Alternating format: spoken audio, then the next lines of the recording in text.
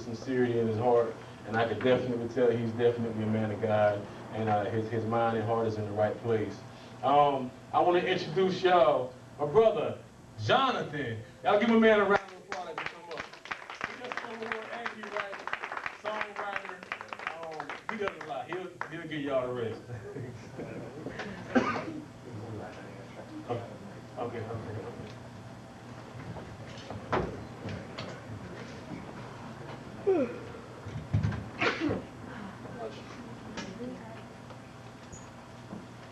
All right. Well, first of all, for me, I have my timer in the back, so that way with me, I'm not too much overtime. Gonna be a mix. Starting off, pretty much what's. Well, first of all, I'm also part of Poetry in the Lights. I want to call Charlene on that. I didn't get a shout out; it kind of hurt. But anyway, I'm part of Poetry in the Lights organization. Much love. Also, one thing I was thinking about today a lot today, when I was in the cars, I was thinking about grace, and what hit me was just thinking about with grace, there's no numbers with it. You know, like today, my sister and I we got in an argument this morning, and when my sister got upset with me, she was like, "If you do that decision, you dumb. You know, you're a fool." And I love her, but that's my sister. We family. We know how it go. We argue. Everybody argues. So she's like, "Yeah, if you do that, it's a dumb decision, and you mess up on it." She was like, "Don't come to me with it when you mess up." And I thought, and what hit me was just thanking God for that, thanking God for grace with my life. Like my brother was saying about how I can't be ever pointing fingers. I got to be humble every day, because if somebody walked in this door now and said, "Yo, I got a camera and I got a whole video of Jonathan's whole life," I just rush out of here and drive away because I don't want nobody in here to see my life, because I know I have my failures and I know I mess up daily. And I'm sure we all like that. If somebody, she had a video, pop it on the screen, all of us will run out here.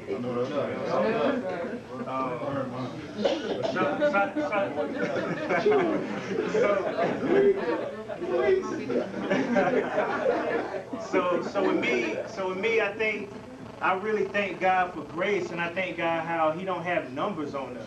You know, it's not about I mess up 2 or 3 times, 3 strikes you out, or shame me once, shame again. You know, all these quotes we do, and how with God, He looks at us different.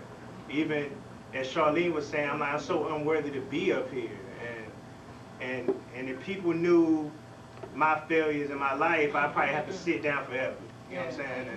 And I also, and like a friend, like a pastor mentor of mine was telling me, even as the brother was saying too, about how radical Jesus really was. It's like if Jesus, with all the airplay of the preachers and the money tales and all this, and unfortunately how it's like glamorizing, commercializing Christianity, it's like, would the real Christ even get any commercial airplay? You know what I'm saying?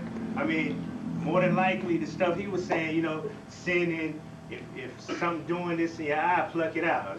I mean, that won't get no airplay. You know what I'm saying? No airplay to them.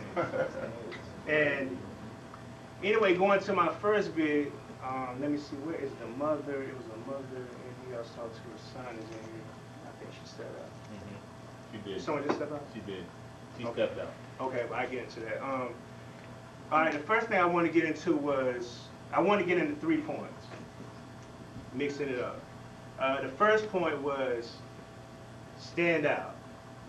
You know, I thought about Ali, you know, a champion, or even Kobe Bryant, 5 rings, and it's always funny just thinking about when people are champions, how we hate. You know, it's like we own a personality. You know, this person's arrogant, and I mean, some may be. I mean, sure, we all got flaws, but it's just funny.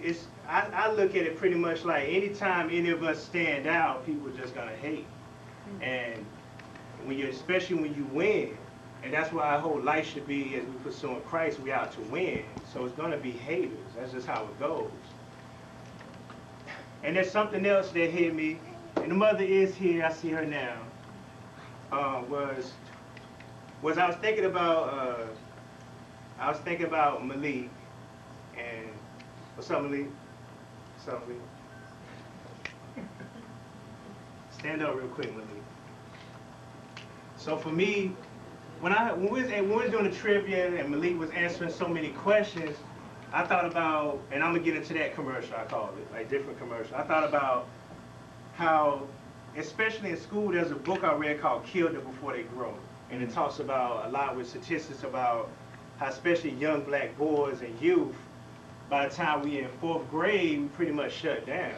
You know, we like Malik was. We happy, we raising our hands and answering questions and trying.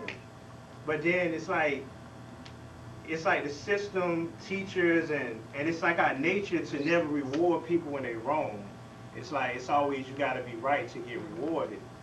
Just like the whole Christian walk, you know, thank God he's opposite. We are wrong, but he still rewards us. You know what I'm saying? But for us, and I thought of Malik, and I was just so happy, and I was telling Lawrence in the back, I was just so passionate because, I mean, how he just was raising his hand and how he just was going for it. And I was thinking, it doesn't matter about him being right or wrong. It matters about him having the courage to stand out and the courage to speak up. And on that note, one thing about me, I am an author. I did a book, and I just had in my heart where, with the book as well, I tell Mom about this earlier, I wanted to give Malik my book. And I want Mom to tell me and Carl tell me what he think. And because Malik, you can be what you want to be. You're welcome. Beautiful. And I really